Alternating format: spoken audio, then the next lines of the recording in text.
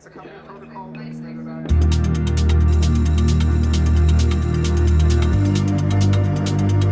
Here in the States, we can go to California, we can go to Napa and visit these wineries and visit these people who grow grapes and make wine. And we don't bat an eye at how much a bottle of wine costs. But as a coffee drinker, I can't really go to Colombia. I can't really go to Peru and talk to farmers. But I want that cup of coffee to be $2. You know, I'm Lem Butler. I am semi-retired, whatever that means. I am the 2016 United States Barista Champion. I competed on the world stage and placed 4th in the world. And from there, started a company called Black and White Coffee Roasters. Recently sold it in 2025. And now I am on this journey to tell stories about coffee and coffee producers. It started as a project to focus on climate change and coffee farming families and how they're affected by crazy climate events that are affecting them in Central, South America, and Africa. But it's turned more into stories about these families, not only dealing with climate issues, but how to mitigate these climate issues.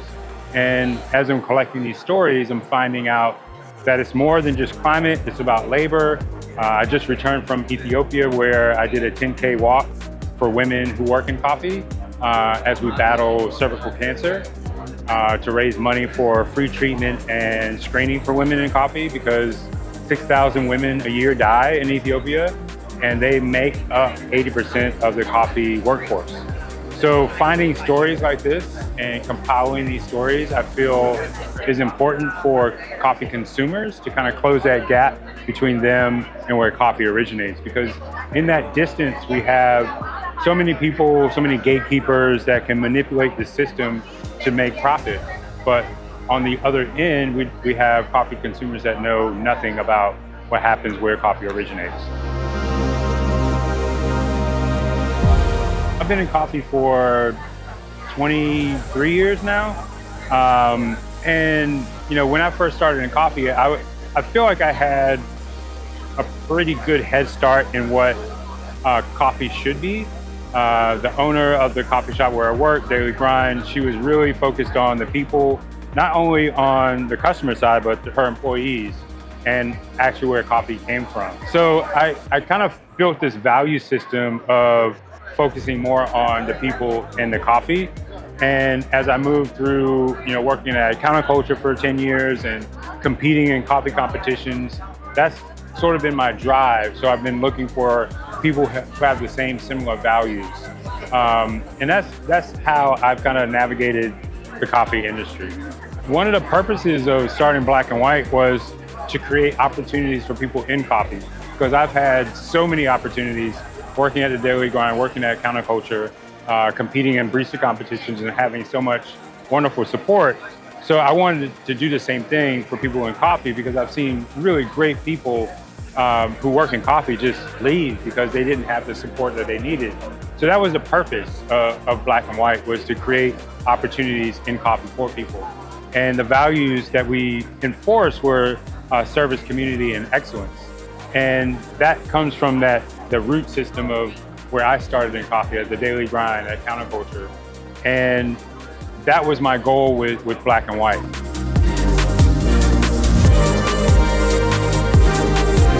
Relationships have to be more than just buzzwords or marketing promotions.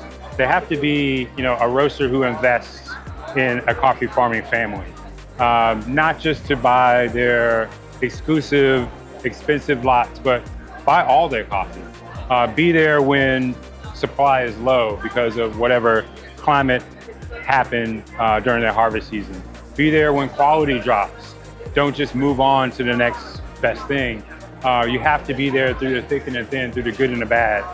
That's what I want farmers, roasters to start investing in. Just being in a relationship with a coffee producer, not just for the benefit of margins.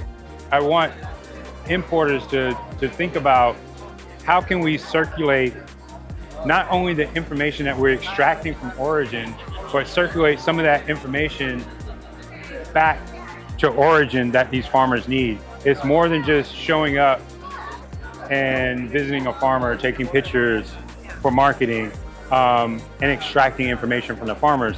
Let's give some information to them. I went to Colombia and met a farming family and this couple, and the woman, she was like, you know, we've been doing this for decades.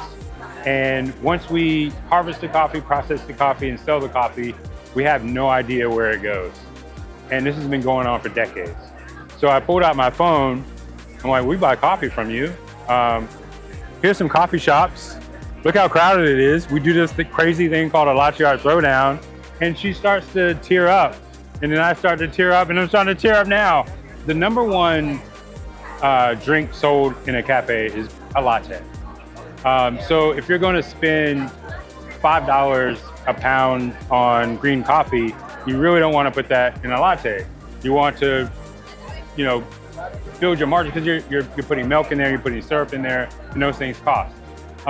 So you want to protect your margins, and what cafes would do, they'll put a cheaper coffee in a blend just to pass it off as a latte.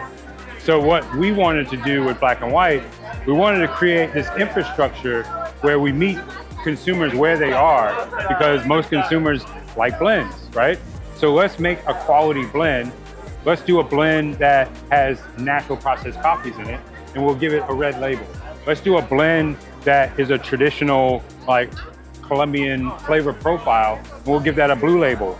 And let's do like an ode to where coffee comes from, Ethiopia. We'll do a blend of like a brighter citrus coffee, and we'll give that a yellow label.